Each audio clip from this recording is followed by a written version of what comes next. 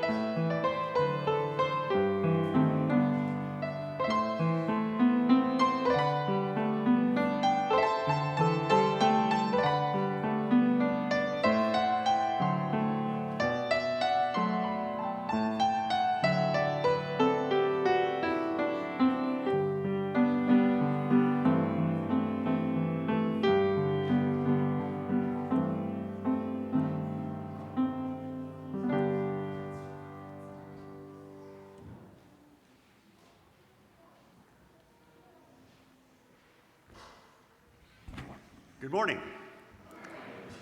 Welcome to First Church of Lombard, United Church of Christ. Welcome to all of you joining us here in the sanctuary for worship, and those of you watching us online. Thank you for joining us.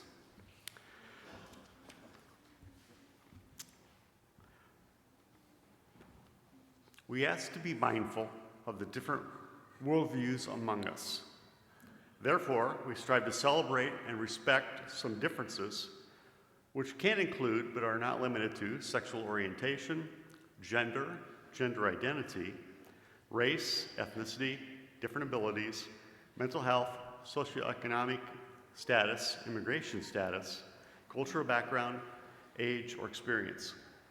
We desire to learn to grow together as we work to love, support, and seek justice for all people of all kinds as an open and affirming church and a just peace congregation. A reminder that we have Sunday school this week, so children will be excused sometime during the worship, and if you have small children and need a place for them, the nursery is open.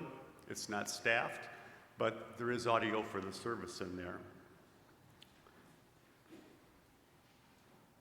Today is, there's going to be an Earth Day celebration outside. You probably saw it being set up in the lot back here on Ash. Children of all ages are welcome. We hope that you can join the kids out there. At this time, I'd like to call Jeff Ward up.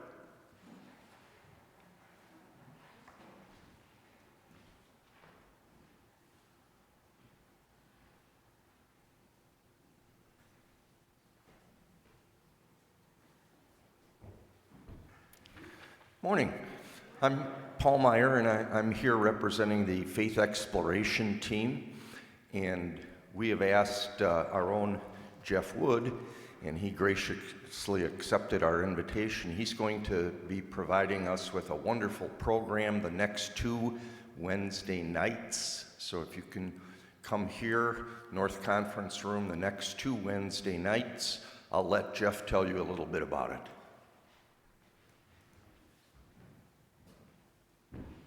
Thank you for that kind introduction, Paul.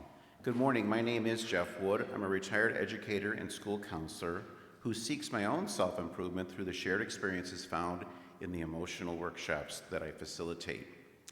Have you ever heard someone say something disrespectful and you just can't let it go? Are there times when you just can't shake the dread? Do you believe you are a victim of your circumstances? Would you like to experience greater emotional peace and increased productivity? More so than any other single factor, emotions determine the quality of our lives. You have everything to gain by taking control of yours. Let's join forces to explore healthy, productive living through the development of skills used to effectively manage your emotions. This experiential workshop is designed to connect each participant with strategies that may result in a much more rewarding and peaceful existence. Adults and teens are welcome to attend. As I thought about that, I reflected back to my own teen years, and if as a teen I knew then what I know now about rational thinking, I would have made healthier and more empowering choices, especially in response to the social rigors of adolescence. The truths we will uncover, however, are universal to all and are enlightening at any age. Prepare to explore your beliefs, attitudes, habits, and values as we uncover the tools used to assist in purposeful living. As Paul said, we will gather at 7 p.m. this Wednesday evening, April 30th, and the following Wednesday night, May 7th, in the North Conference Room. You don't need to attend both sessions to benefit from the experience, as we will start with a brief review on week 2 if you missed week 1. Thank you, and I hope to see you there.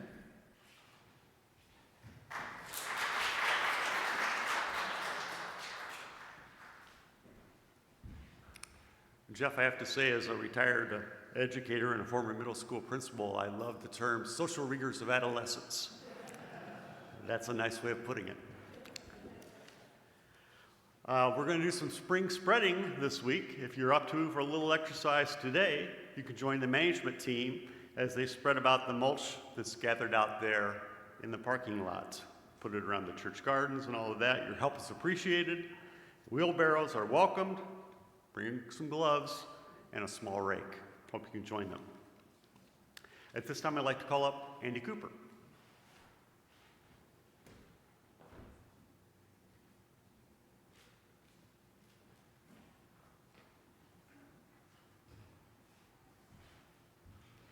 Good morning, First Church.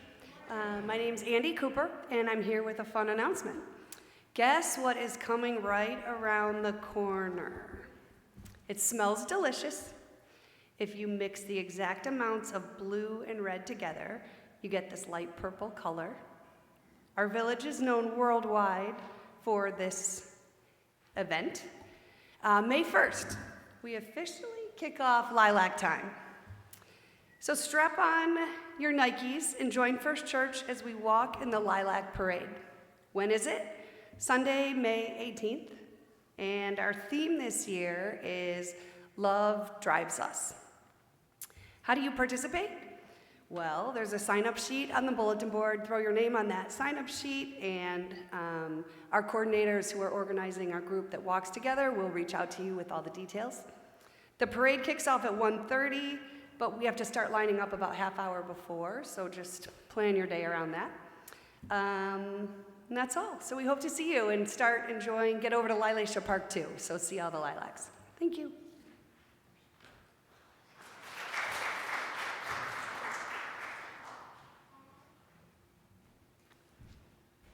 And just a reminder that in each pew, there's a ministry pad and a red vinyl folder. We ask you to fill that out, particularly if you're a guest. Leave us your name, telephone number, or address, or email address, so we can contact you this week, and thank you for joining us.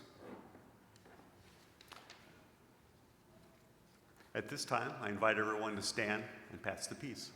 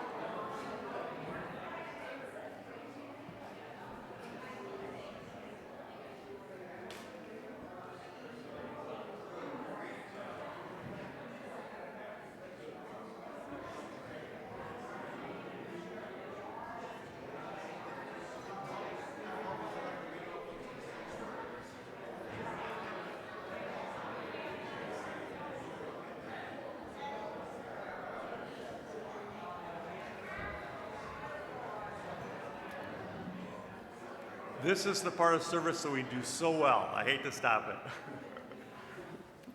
At this time, please join together in singing our gathering song, God of Many Faces.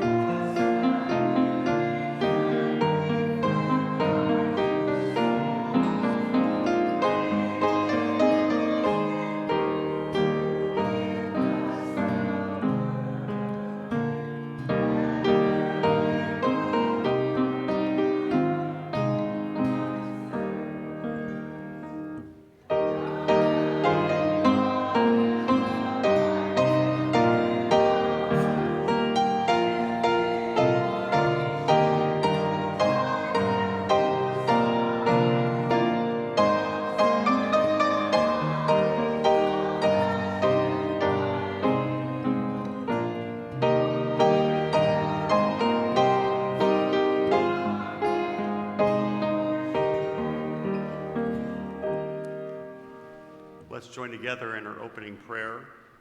God, the encourager, God, the compassionate, God, the merciful, holy, blessed, disturb us, rouse us from our sleep, let us into consciousness of your presence, change us, move us, mold us better, so that at the sound of your voice, at the sound of your name, we will never be the same.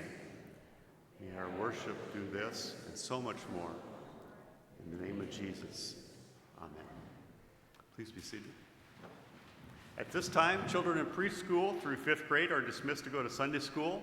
A teacher will meet you and guide you to your class. Sunday school students can be picked up by a parent or other responsible adult at 11:30 a.m. in the resource room, which is on the lower level. At this time, Bob Cochran has an introduction to do. Good morning. Good morning. Today, we have the privilege of welcoming a true legend to First Church, Marcia Stevens Pino, who's been crowned the mother, or perhaps now grandmother, of the contemporary Christian music genre. For those of you who may not be familiar with her, in 1969, Marcia penned a now famous song, "For Those Tears I Died," which went viral, as we might say today.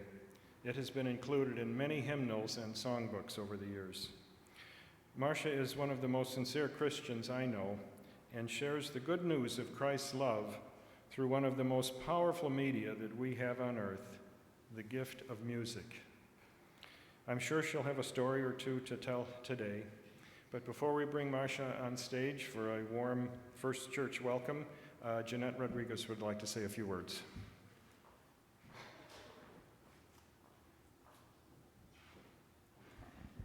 Ever since we had Marcia Stevens for the first time here at First Church, we knew that we had to have her back. So we're very, very excited that she's here. I was first introduced to the song that Bob mentioned, "For those tears are died as a teenager, and it made an impact in my life. And I know of many people who have been touched because of the powerful lyrics that Marcia has written.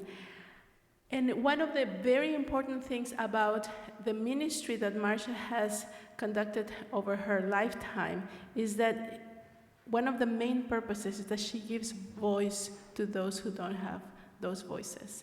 And I really appreciate that, how she makes it so real to show that real people have struggles and they need to have a voice. So I appreciate how you have done that. She has done it through many different ways. She has mentored many young musicians, she has encouraged, and she has provided a platform for those who are not able to do it on their own because of her life experiences. So God uses real people, and Marcia is an example of that, as she has done it through her ministry. With her music, she encourages us, real people with real hearts, to do our ministries in today's world. So we are very blessed to have her here today. Please welcome Marcia Stevens-Pino.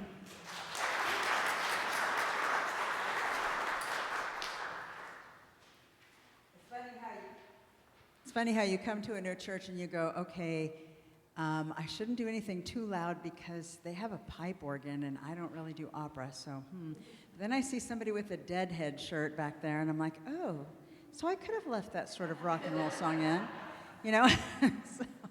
Oh, and they clap for people, all right, that's good. All these things that you gathered when you come to a new church, right? Well, especially for Sunday morning service. One of the things I wanted to do first is just sort of wrap up my heart from Easter and the Pope and the funeral and all that stuff that, you know, has really kept that, you know, Peter as the Catholics think he was the original Pope, and, you know, all that stuff has been our week. And I always want to remember that that's not just something that I celebrate on the first full moon after the first something or other. You know, that I want to take that spirit into my week. So I wanted to start with a song I wrote with my son.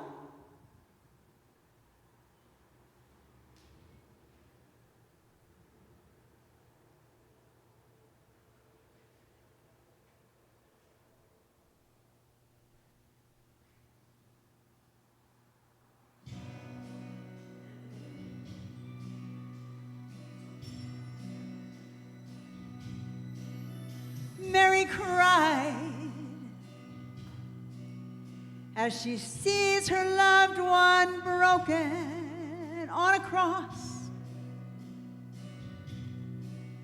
as she hears the people mock him.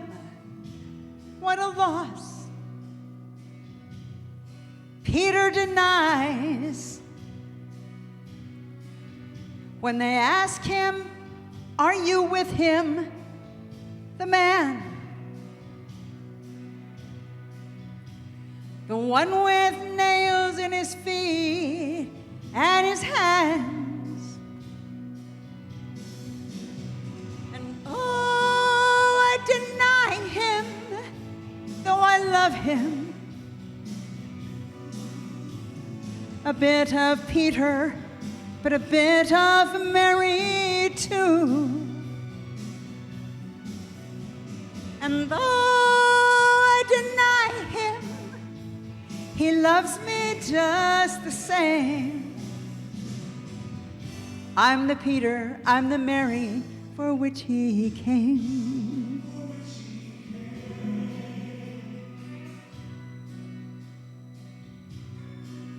See the skies as the angels fall in raindrops of sadness. When the curtain tears, the people run in madness. Mary dries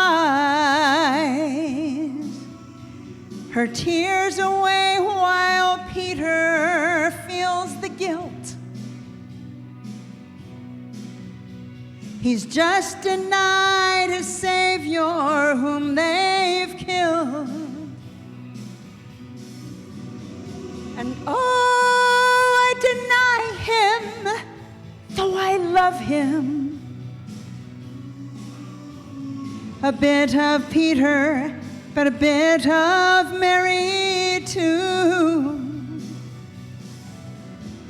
And though I deny him, he loves me just the same. I'm the Peter, I'm the Mary for which he came. Sometimes I come to worship unafraid of who can see. Sometimes I hear the rooster crow and know it calls to me. Today I face this question while I'm struggling to be true.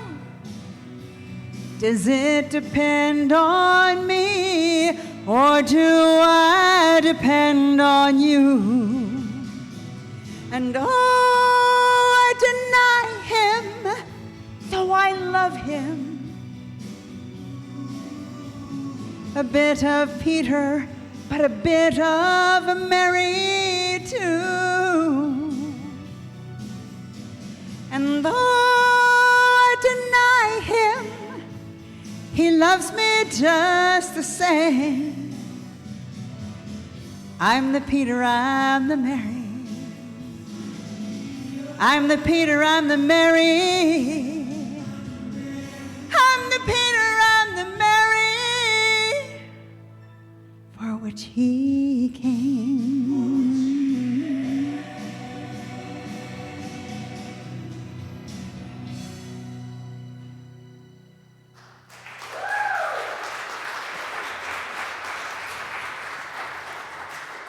I know you have fabulous musicians here, and sometime I should actually come early so they can play things. I've had health issues that mean I cannot play my guitar anymore. It's not just that my fingers are weak, they actually come out of joint. It's not pretty. Somebody has to pull, yeah, no. So, that was my son that you heard singing with me on the background track, my son Johnny. When I first started writing, I had never written a song before. It was 1969. I was a teenager. And I met Jesus for the first time. It was the first time that I'd ever heard people talk about Jesus as though he were alive. I mean, I really had never heard that. I thought they heard about the Easter and the die thing, right? I clearly hadn't heard the end of the story. But I thought it was like listening to a science fiction club or something, like they actually thought Jesus was still around, still talking to him and stuff. So when I came back the next week, I said, okay, well, I'm in. I'll pray and I'll be part of you. And I know that not everybody has that same experience. I have kids and grandkids and friends, and not everybody has that experience. For me, that moment changed my life forever. I felt like Jesus was right there, that his arm was around me, that I could see this huge river of flowing water, and the first thing I thought when I saw it was, nobody should be thirsty ever again. And I knew it was, I was cool enough to know it was inner thirst. But I was so taken aback by that moment. It just changed everything in my life. And of course I've had other experiences over the years, but that was the stop. That was where everything changed. So I tried to tell my friends about it. Oh, they were so not listening. I'd never heard Jesus saves. And when I did hear it, I thought I didn't think about from hell. I thought, yeah, that's it. I was like so lonely and depressed, and it felt awful, and I was saved. And people were like, no. So I finally thought, well, I knew 4 chords on the guitar. The musicians will note that all 4 are in the song. And I thought if I could get it into a song, people would listen to it. People would hear me. People would get what I was saying. And so I did write the very first song. Of course, there wasn't contemporary Christian music then. This was the only reason they call me the mother is because this was the first song that was called contemporary Christian music. They say when you're a pioneer, nobody cheers when you arrive, and many people are going to come along behind you doing it better.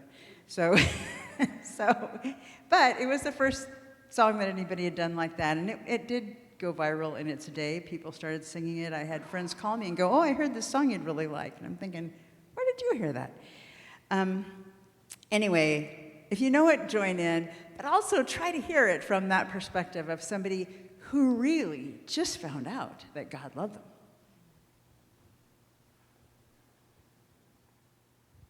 Robert wanted more time. I should have pointed. There we go. It's very quick, and he's done a lot of work on it. It just takes a minute for the recordings to start because we're used to live music.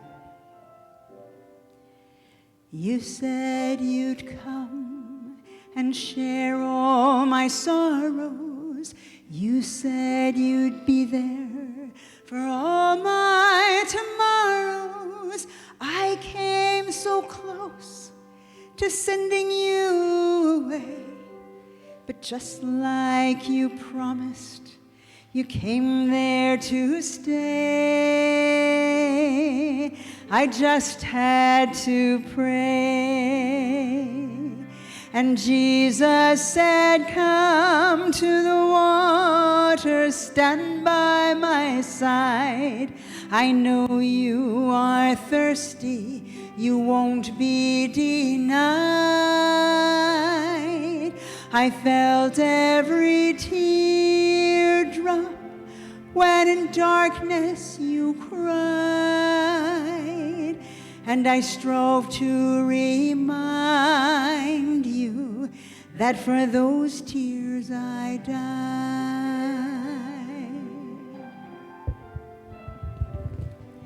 Your goodness so great, I can't understand. And dear Lord, I know that all this was planned. I know you're here now and always will be. Your love loosed my chains, and in you I'm free. But Jesus, why me? Y Jesús dijo, ven a las aguas y puedes tomar la sed de tu vida. Yo puedo quitar tus lágrimas, siento, y en tinieblas sufrí. Con amor te recuerdo, por tu vida morí.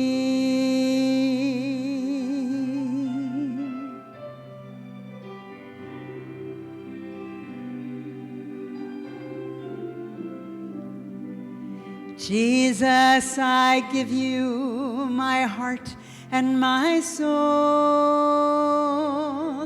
I know that without God, I'd never be whole. Savior, you opened all the right doors, and I thank you and praise you from earth's humble shores. Take me, I'm yours. And Jesus said, come to the water, stand by my side. I know you are thirsty, you won't be denied. I felt every teardrop when in darkness you cried, and I strove to remind you that for those tears I died. And Jesus says, come to the water, stand by my side. I know you are thirsty, you won't be denied. I felt every teardrop when in darkness you cried, and I strove to remind you that for those tears I died. And I strove to remind you that for those tears I died.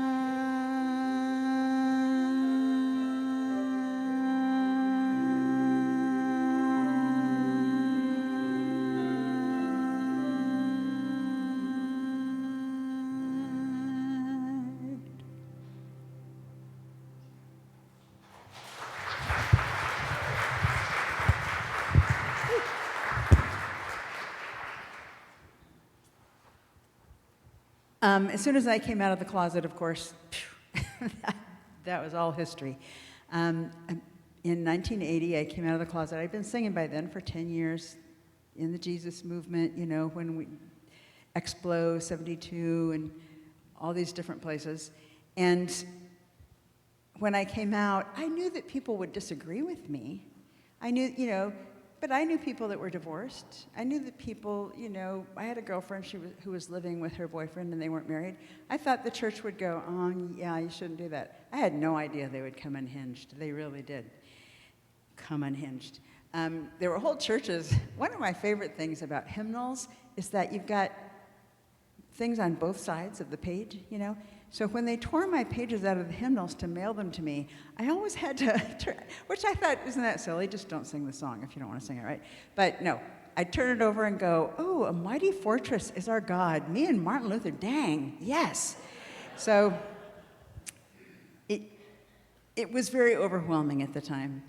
And I really struggled with, clearly I didn't have a ministry anymore. Clearly I didn't have a purpose in my life anymore, you know. And when I finally met other gay Christians, well, first of all, I went to a church and somebody said, oh, I was thinking of you. A woman that I had met at Dignity came up to me and said, I was thinking of you today and I got you something at Pride. Now, I had no idea what Pride was, no idea at all. And she came up and she stuck a pin on me and it said, born again lesbian. And the first thing I thought is, wait a minute, if they made pins that say this, there are more of us. And, you know, when I was singing, of course, by 1980, really, contemporary Christian music was really trying to cross over. That was the deal. They were trying to cross over into mainstream. You were supposed to be reaching the heathen and whatever. And I know people say you're just preaching to the choir. Well, the choir needs food too. You know, the sheep need food too. So I just felt like, well, this is perfect then, because I can do what I love to do and just sing about my experiences and my friends and my community. And it was difficult. You know, the first time that I sang at an MCC conference, of course, nobody knew me, and I was really nervous. I hadn't sung solo before. I sang with a group, so I didn't do solos. And somebody, it was in Sacramento, California, and somebody the next week wrote me from New York City and asked me to come out and sing there, and I thought, oh, somebody in New York City knows I'm gay. Okay. So it was really hard. It was really scary to come out. And part of what I learned, I was sharing this with somebody yesterday, people will say to me, well, first of all, I speak fluent King James. If they actually want to discuss the scriptures, I can do that. But usually they don't want to discuss the scriptures. Usually they just want to go, well, I know in the Bible somewhere it says that marriage is between one man and one woman and you're an abomination. But I can't quote you chapter and verse. I'm thinking, well, I can quote you chapter and verse and find it in the Greek, but okay. So I don't go there. But then somebody finally asked me, you know, when you're lying in bed all alone at night, don't you ever wonder, what if you're wrong? And you know, the first thing that popped into my head, I do lie in bed at night and wonder, what if I'm wrong? Not about loving Cindy. This is a story from 10 years ago, and I remember it so vividly. It was Christmas time at the post office, and I was in a long line in Florida in the heat, you know, clear out onto the sidewalk. And this little old lady with a walker and all bent over didn't realize that there was only one line for all the windows, you know. And she came walking by, walked right up to the empty window. And I said, excuse me, there's a line. And 50 people in line turned around and looked at me like, who are you? This is poor, you know. And I thought, oh, big Christian me, you know, I'm the one that points out that, like, you know how things just bring you up like that? You go, how come 49 other people were just fine with her going past them, and I was the one that had to go, excuse me, there's a line, you know. Those are the things I think of at night. I think of how I've put myself above other people, how I've pushed in line, cut off somebody in traffic, been impatient with some guy on the phone that doesn't speak English well enough to fix my computer. You know, a million things come to mind when I'm lying in bed at night. Loving Cindy does not. So one of the things I had to realize is that I've been very blessed to know people who everyone else would think are just outsiders, outcasts, you know, don't fit in, people who dress wrong and have the wrong, well, Christine has the wrong hair now, so it's kind of become okay, but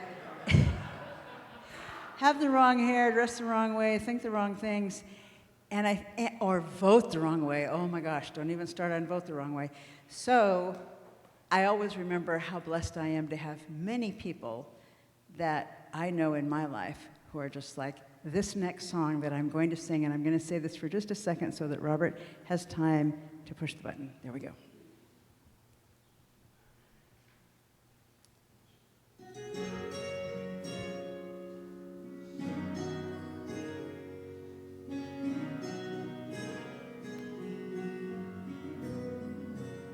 Some call her a sinner, some call her a saint. It's not my business what she is or ain't. Look past the labels and you'll see what I see, 'cause she's always been Jesus to me. Some nights you might find him with a beer in his hand. He's rough around the edges, but what I don't understand, why folks can't look past the surface to the fruit on the tree, 'cause he's always been Jesus to me. And though I speak with tongues of men and of angels, without love I got nothing to say. And if I give all I have to the poor and forgotten, without love I gave nothing away.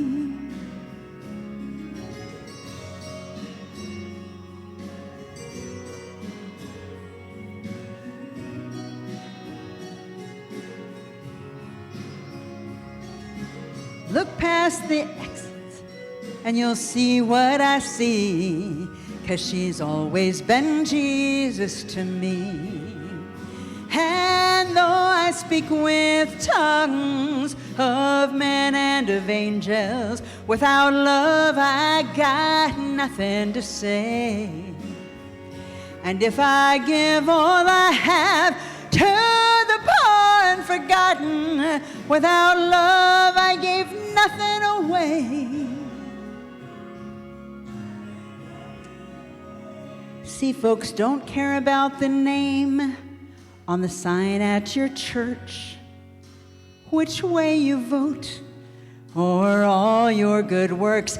They say, all I want to know about your theology is, can you be Jesus to me?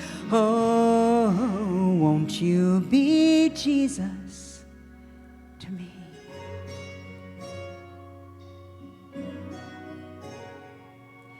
Won't you be Jesus to me?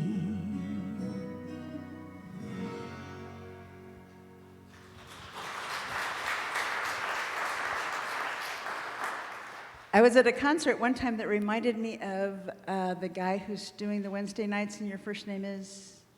Jeff.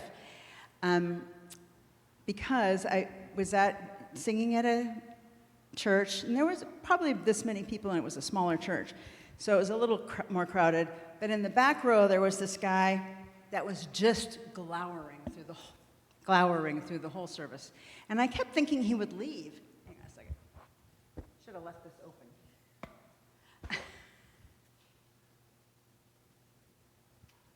I thought he would leave and, dismiss it. But he didn't. He stayed for the whole thing. And as I was leaving, he stopped me at the back door. I was, going out, which I don't think Robert said, by the way. I don't have anything to play CDs on anymore, but if anybody does and you want them, they're free. They're just in the back if you decide you want one of the CDs. Okay, so I stopped at the back door because I was going back to the CD table, and he said he was shaking all over. I can still see him in this tweed jacket, and he was just trembling. And he said, I need to tell you what just happened to me. And I said, okay, stepped over to the side, and he said, in the past, I've been a Baptist and a Catholic and a Mormon. And every time people just laughed at me and said, what's the matter with you? Just you're into whatever's on the next street corner. He said, but that's not true. Every time I thought I had found the place that would make me good and straight and right with God. And every time they found out I was gay and kicked me out. And he said, over 20 years ago, I swore I would never darken the doorstep of a church again. And he said, but I'm thinking, I could see that. He said, my friend just nagged me to come to your concert, so I sat in the back row, and I was just going to grade it for him. I was ready for a 2.2 to go up in the back. And he said, about halfway through the concert, I felt the Spirit of the Lord fill the room, and it made me furious. He said, I wanted to stand up and scream and go, so what am I supposed to think? Is it the real you this time, Jesus? And he said, this soft voice in my heart said, well, you tell me, Steve, is it the real you this time? And for the first time in my life, I could say yes.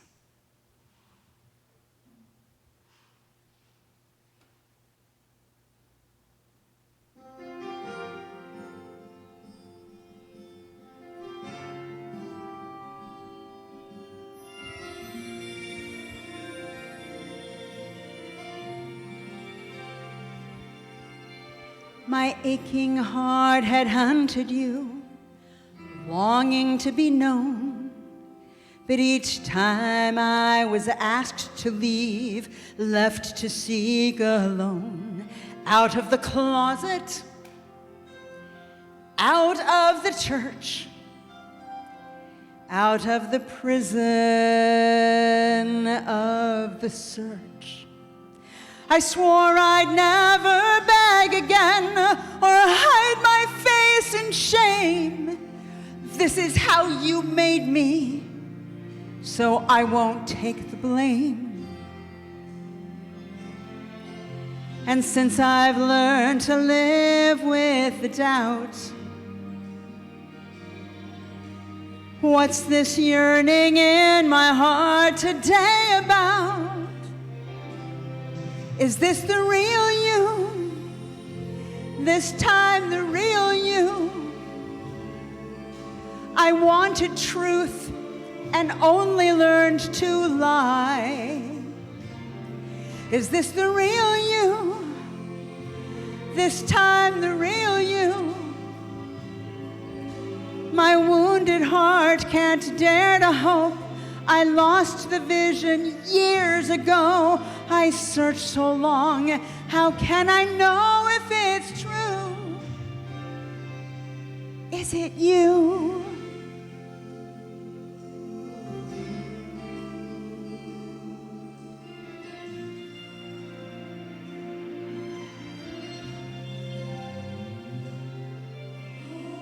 Oh, my child, I'm waiting here, longing to be known.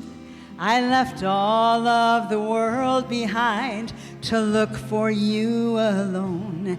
Out of the heavens, sentenced to death, saying I love you with every breath. I watched out for you, smoothed the path, and tried to show you light. But you would never let me hold you in the night. So now once more I offer you the chance. Will you turn away or join the dance? Is this the real you? This time the real you? You wanted truth and only learned to lie. Is this the real you? This time the real you?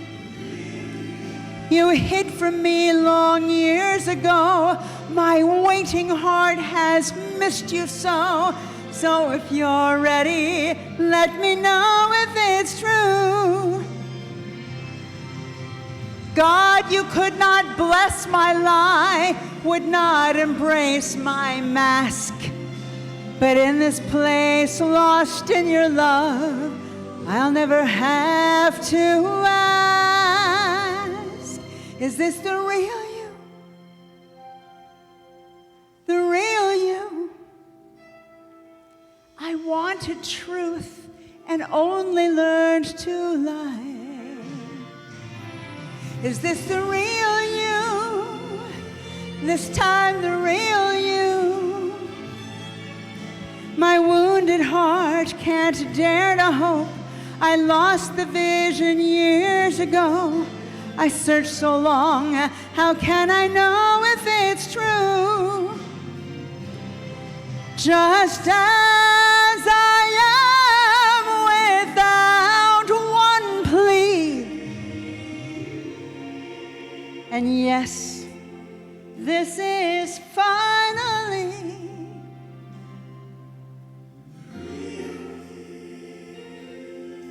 the real me. So tell me one more time, Lord, is it you?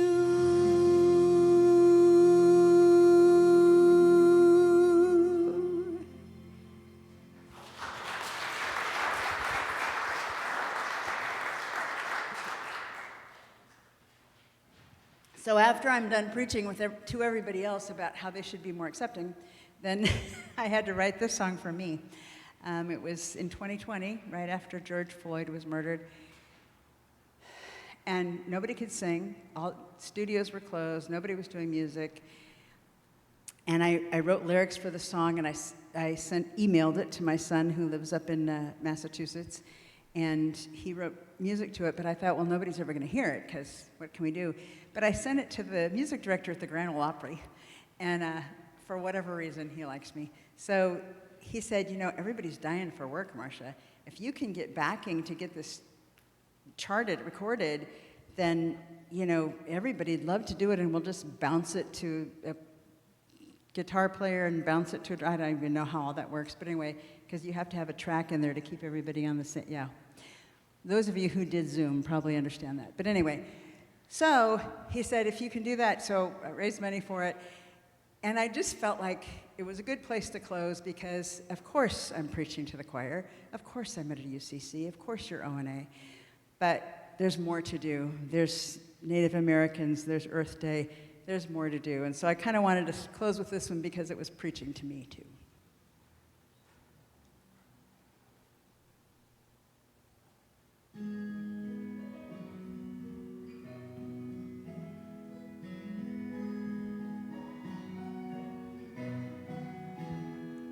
If the circle's wide enough for you, but won't let me inside, if the teen who's questioning next door is frightened to confide, if you think that God has made me just exactly who I am, but you fear your friends and family might never understand, you have to stand closer.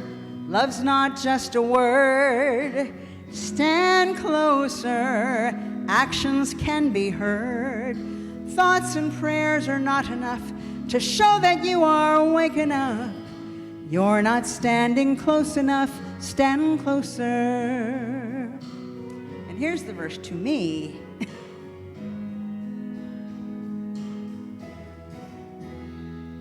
If the knee that's kneeling on your neck won't take away my breath, the rifle shooting at your back will never cause my death. If I say that I am with you, but you're standing all alone, if rocks and insults fly at you, but I don't feel a stone, I have to stand closer. Love's not just a word. Stand closer. Actions can be heard. Thoughts and prayers are not enough to show that I am waking up. I'm not standing close enough. Stand closer. Stand closer. The prophets cried for justice. Oh, dear Lord, hear our pleas. You felt our pain, you saved our tears. Now raise us from our knees so we can stand closer. Love's not just a word. Stand closer. Actions can be heard. Thoughts and prayers are not enough to show that we are waking up. We're not standing close enough. Stand closer. Love's not just a word. Stand closer. Actions can be heard. Thoughts and prayers are not enough to show that we are waking up. We're not standing close enough. Stand closer. Stand closer.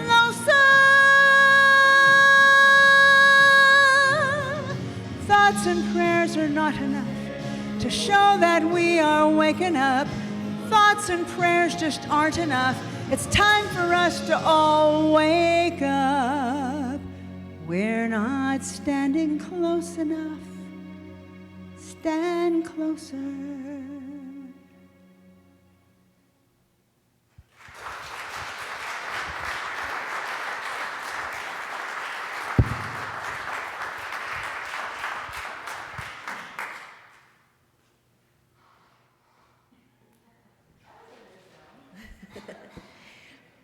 Thank you so much, Marcia, for sharing your gift, for telling your story, and for inspiring all of us today and to stand closer and to feel God's love. After worship today, you will have an opportunity to greet and talk with Marcia.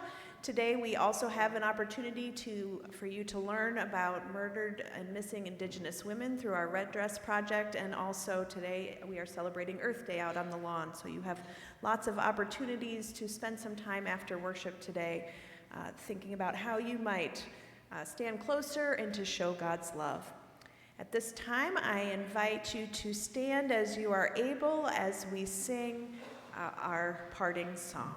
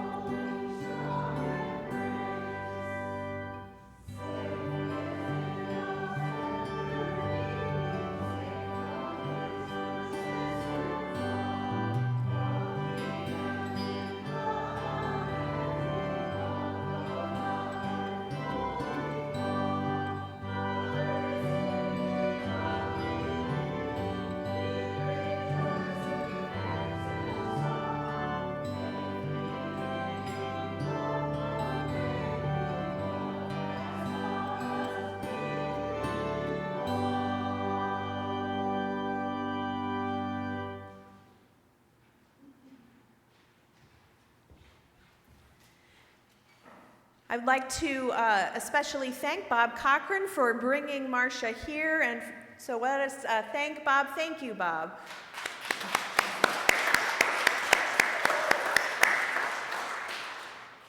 As you go forth from this place, may you know God's love, and may you share that love with others. And now may the grace of our Lord Jesus Christ, the love of God, and the fellowship of the Holy Spirit be with you now and forevermore. Go in peace.